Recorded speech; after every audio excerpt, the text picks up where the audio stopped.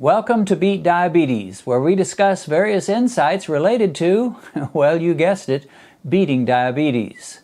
On today's program, we'll look at the questions, does eating low carb make you weak? And does eating sugar substitutes make you fat?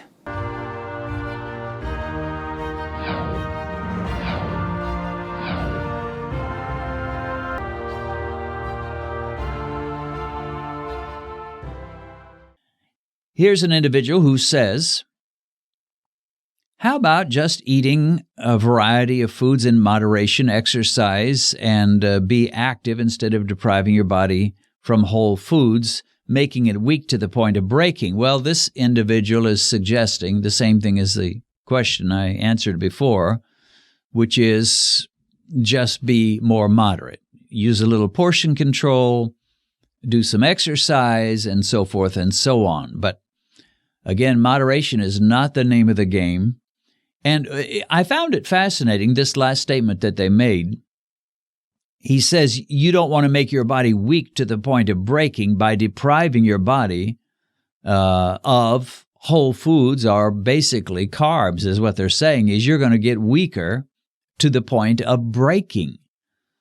Well, folks, the people that I know that have done keto for any length of time or done low carb for any length of time, they all have basically the same testimony, and that is my energy is through the roof.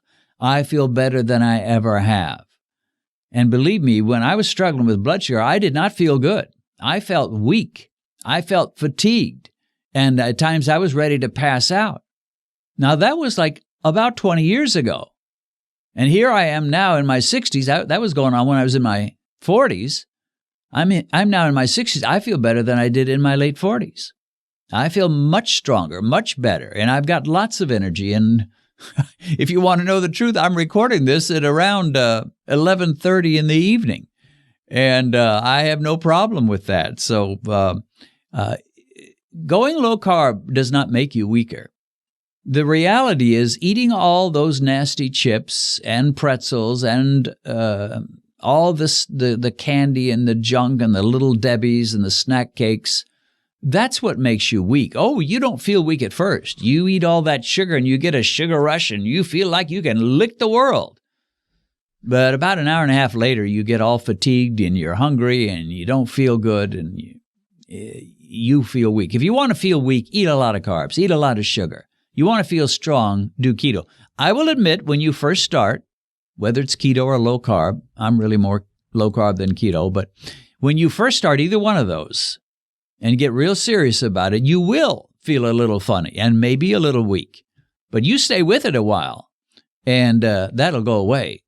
Now, I never experienced the keto flu. I never experienced any kind of weakness as a result of going low carb, but I think one of the reasons was I did it kind of gradually. I was finding my way. I had no guru really to tell me what to do, and I had no instant conversion. It was kind of a gradual conversion to these things.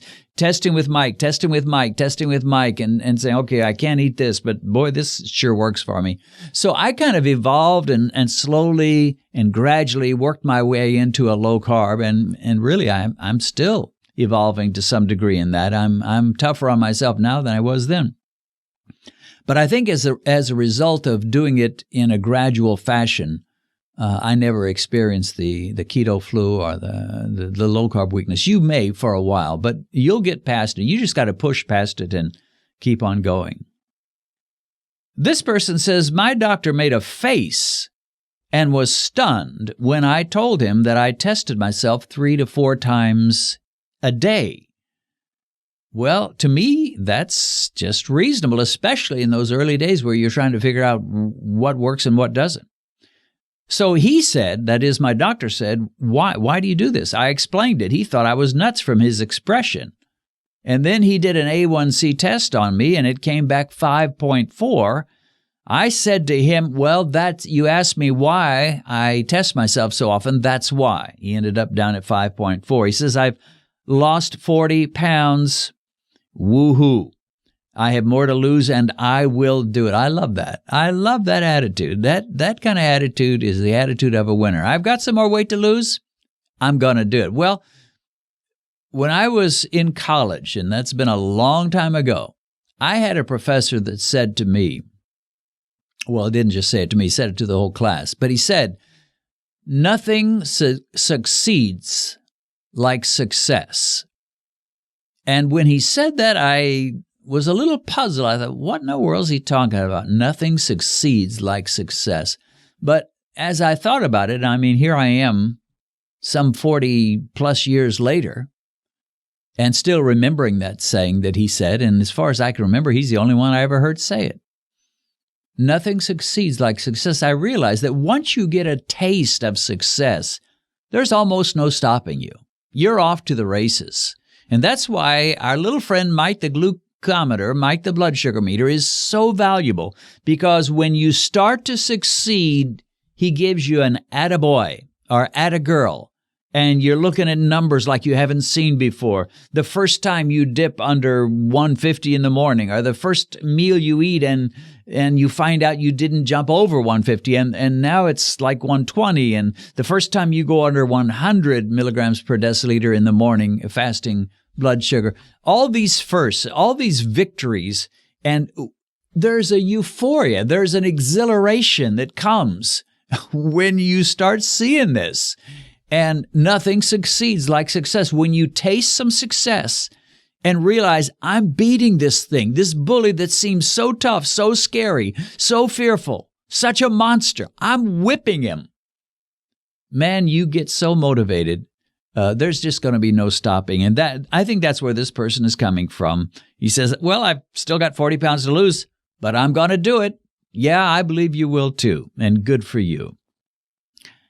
Here is an individual who says, well, I don't even use any type of artificial sweeteners or sugar substitutes. They've been found to be an appetite stimulant.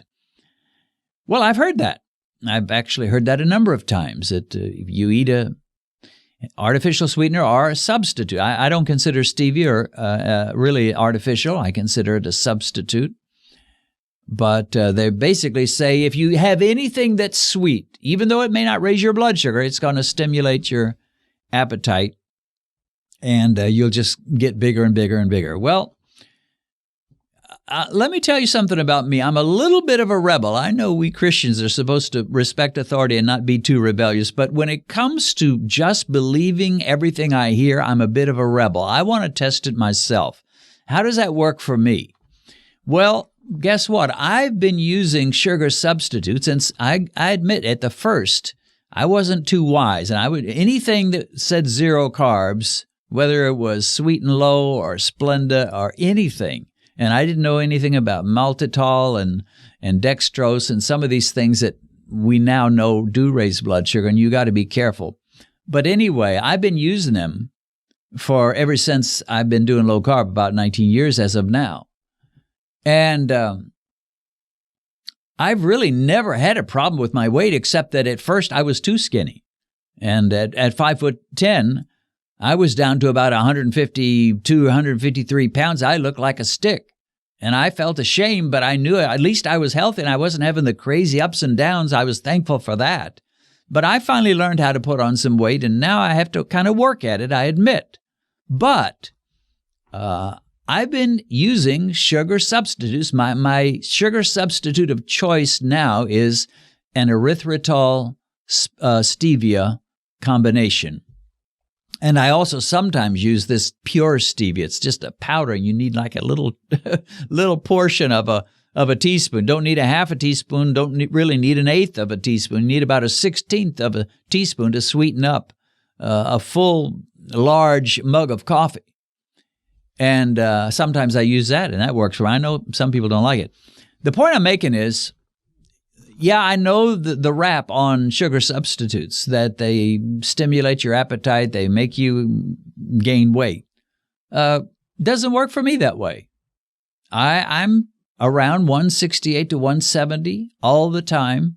When I was in college, I weighed 165. So I'm like, here I am, almost 70 years old, and I'm 5 pounds over my college weight. So I'm not worried, and it's not like I just got here.